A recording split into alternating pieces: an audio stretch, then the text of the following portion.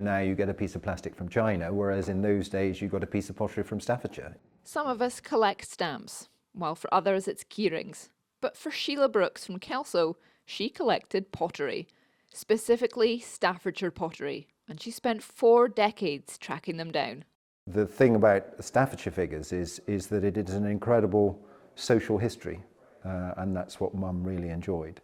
And if we went anywhere, we never went in a straight line. We always went by way of antique shops, where we'd stop, and there were many times as children sitting in the car when Mum and Dad were in the antique shop looking at stuff. They were sort of merchandise of their own time. Now you go and see a Star Wars or a Harry Potter film and you come out with a piece of plastic. Then if you went to see a menagerie, a travelling menagerie, they would sell pottery figures. So if you saw your elephant, you went home with an elephant. Her collection is on display at Brown's Auctioneers in a converted farm between Hawick and Jedburgh. While animals and political figures are firm favourites with collectors, Sheila gathered them all. There is so much world history in Staffordshire pottery. You have military figures, you have royalty, you have theatre, you have animals, and also an awful lot of criminals, and the underworld are represented in these figures, and that makes them interesting, and people like to collect particular genres.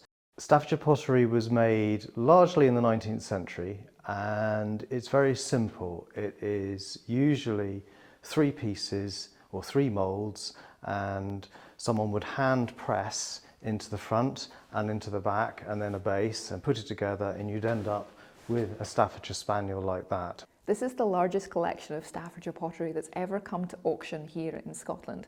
But Sheila had another love as well. She loved horses.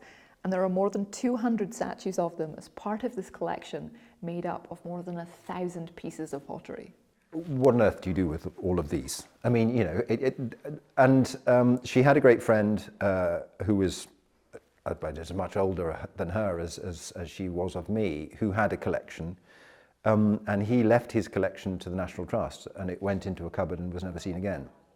So she absolutely said, I have had so much pleasure out of this. The pleasure of finding them, finding out more information about them, leading down rabbit holes of learning about history and certain things about the Victorian period. She got a lot of pleasure out of it. She would far rather other people got a similar pleasure than it end up in some museum cupboard. There's been international interest in some of the figurines so far, as Sheila's collection includes quite a few rare pieces. Let me introduce you to Isaac Van Amber. Now, he was an American showman, very popular in his own country, but he also toured the United Kingdom enormously successfully.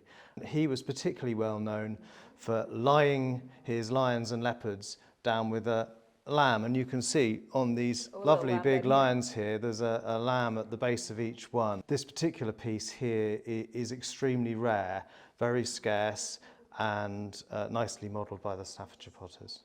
The bidding starts at just £10, and rare statues can sell for thousands. But Charles and his family have kept just a few pieces for themselves, a priceless memory and legacy of the late Sheila Brooks and her pottery collection.